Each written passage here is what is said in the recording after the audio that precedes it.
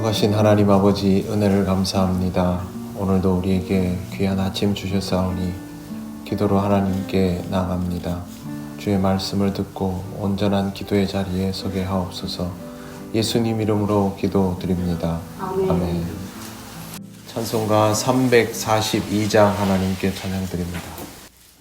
너 시험을 당해 죄 짓지 말고 너 용기를 다해 곧 물리치라.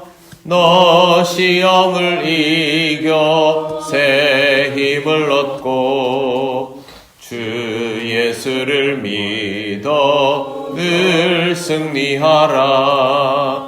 우리 구주의 힘과 그의 위로를 빌라. 주님 내 편에 서서 항상 도우시리.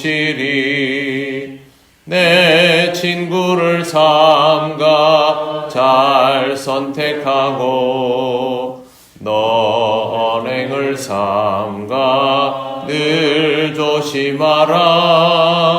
너 열심을 다해 늘 충성하고 온 정성을 다해 주 봉사하라. 우리 구주의 힘과 그의 위로를 빌라. 주님 내 편에 서서 항상 도우시리. 잘 이기는 자는 상 받으리니 너 낙심치 말고 늘 전진하라. 내 구세주 예수 힘 주시리니 주 예수를 믿어 늘 승리하라. 우리 구주의 힘과 그의 위로를 빌라. 주님 내 편에 서서 항상 도우시리. 아멘. 하나님 말씀 베드로전서 2장 1절 2절입니다. 다 같이 봉독하겠습니다. 그러므로 모든 악독과 모든 기만과 외식과 시기와 모든 비방하는 말을 버리고 갓난 아기들 같이 순전하고 신령한 젖을 사모하라. 이는 그로 말미암아 너희로 구원에 이르도록 자라게 하려 함이라. 아멘. 오늘 말씀에 나오는 1절 마지막 모든 비방하는 말에서 헬라어로는 파사스 카탈랄리아스입니다. 이 카탈랄리아스는 무엇에 대항하려 하는 이런 뜻입니다. 무엇이든 거기에 대해서는 반대를 하는, 중상모략을 하는 경우를 의미합니다. 비방을 일상생활에서 접하는 것은 그렇게 쉽지는 않습니다만 정치인들을 통해서 경험할 때가 있습니다. 정치인들은 자신의 후보를 당선시키기 위해서 자신의 후보를 추켜 세우는 것뿐만 아니고 상대방 후보들을 깎아내리는 말을 서슴지 않고 합니다. 그런데 그런 것들 중에 검증되지 않은 것들이 굉장히 많습니다. 나중에 진실이 아닌 것이 밝혀지면 슬그머니 그냥 기억에 없는 듯 하거나 또 다른 것들을 꺼내어서 물고 늘어지기를 반복합니다. 이런 과정들이 계속 진행이 되다 보면 사람들이 전체적으로 피로도가 높아지면서 진실이 무엇인가에 대하여 관심이 커지기보다는 그냥 모든 것들에 대해서 불신하는 경향으로 나아가는 것을 우리가 많이 경험합니다. 이러한 일들은 자기 상대방 후보들을 망가뜨릴 뿐만 아니고 자기를 지지해주는 사람들조차도 불신감에 가득하도록 만드는 아주 좋지 않은 일들이 되고 맙니다. 비방의 말은 거짓이 진실을 뒤덮어 분간도 못하게 만들기 때문에 결국 모든 사람을 망쳐놓게 되는 것이죠. 문제는 교회 안에 시기가 있는 것처럼 비방의 말도 엄연히 존재하는 데 있습니다. 그렇다면 교회 안에서도 이러한 일들이 일어날 수 있다는 거죠. 전반적으로 사람들이 서로를 불신하는 풍조가 생기게 되는 것입니다. 관계성이 나빠지는 것은 두말할 것도 없습니다. 그래서 교회는 이러한 것들에 대해서 주의를 기울여야 하는데 자기가 누군가에 대해서 말하는 것이 비방이 될 수 있다는 사실을 인지하지 못하는 경우가 굉장히 많습니다. 그러다 보면 나는 그냥 다른 사람 이야기 몇 마디 했을 뿐인데 라고 생각하지만 실제로 그건 오늘 성경에 나오는 바로 이런 비방의 경우가 되는 것입니다. 제대로 알지 못하면서 남의 말을 하는 것은 사실상 거의 비방이 된다라고 보아야 합니다.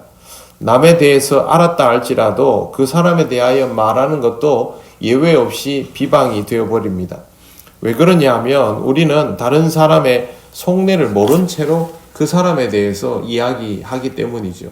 그 사람이 어떤 마음으로 어떻게 이런 시간을 보내고 이런 행동을 하는지 거의 모르면서 이야기합니다.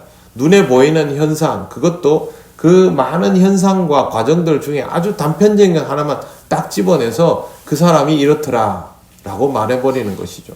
결국 다른 사람은 이 단편적인 정보로 그 사람을 판단하게 되고 이 사람 혼자만 죄를 짓는 것이 아니라 그 사람으로 하여금 죄를 짓게 하고 그 사람이 또 다른 사람에게 이 말을 옮기면 또 죄가 늘어나게 되고 정말 전염병처럼 엄청난 일이 되고 맙니다. 그래서 우리가 다른 사람에 대해서 말하는 것들은 거의 예외 없이 비방이 되어버릴 가능성이 높다. 칭찬을 제외하고는 그렇게 보시면 됩니다. 결국 남의 얘기는 하지 않는 것이 좋습니다. 반대를 위한 반대를 하는 것도 결국엔 비방이 되고 악담을 하는 것도 비방입니다. 이런 비방의 영역이 생각보다 굉장히 넓기 때문에 우리는 여기에 대해서 각별히 주의할 필요가 있습니다. 베드로는 이런 것들을 다 버리라고 합니다. 그런데 그리스도인이 매번 버리기만 하는 것이 아니라 사모해야 할 것도 있습니다. 2절 첫 번째 보시면 갓난 아기들 같이 순전하고 신령한 젖을 사모하라고 베드로는 말합니다. 순전한이라고 번역된 단어는 진짜의 순도 높은 그런 뜻입니다. 불순물이 전혀 포함되지 않은 신령한 젖을 사모하라는 것입니다. 신령한 젖이라는 말은 원래 우리 일반적인 교회 용어가 아니라 영지주의자들이 사용하던 표현이었습니다.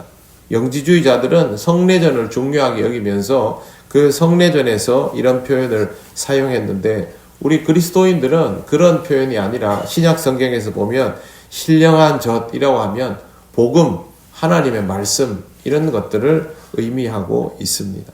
결국 하나님의 말씀을 사모하라 그런 의미에서 때묻지 않은 왜곡되지 않은 다른 어떤 해석도 가미되지 않은 있는 그대로의 말씀을 사모하라는 뜻이 됩니다.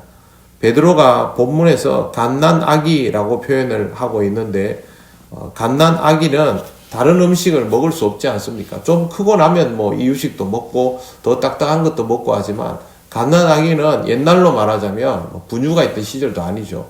분유보다 더 좋은 모유가 있으니까 옛날에는 무조건 모유를 먹여야 했죠. 그렇기 때문에 갓난 아기는 선택의 여지가 없는 것처럼 우리 그리스도인들도 선택의 여지가 없다는 것입니다.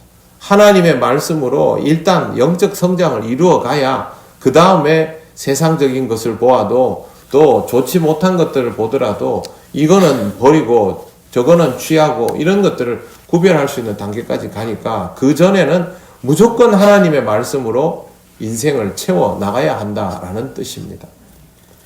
신령한 젖을 먹고 살아가는 것은 아름다운 성장을 이루는 데 있어서 가장 중요한 출발점입니다. 이는 그로 말미암아 너희로 구원에 이르도록 자라게 하려 함이라.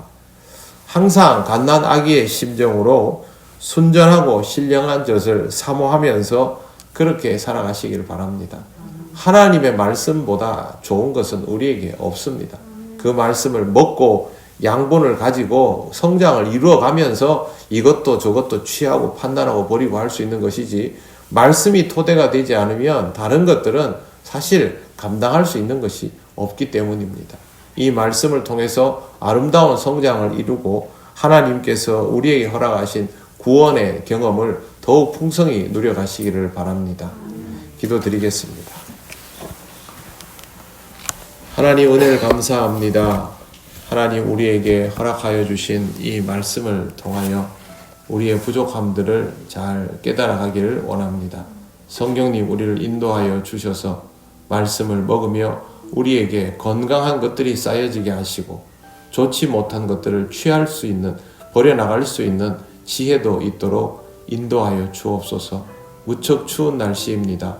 우리 통영교회 모든 성도들 오늘 하루도 건강하고 따뜻하게 이 하루를 살아가며 늘 하나님과 동행함을 기억하게 하옵소서.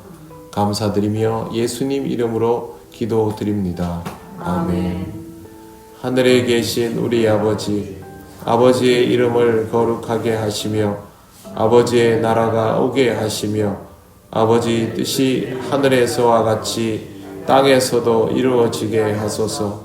오늘 우리에게 일용할 양식을 주시고 우리가 우리에게 잘못한 사람을 용서하여 준 것 같이 우리 죄를 용서하여 주시고 우리를 시험에 빠지지 않게 하시고 악에서 구하소서.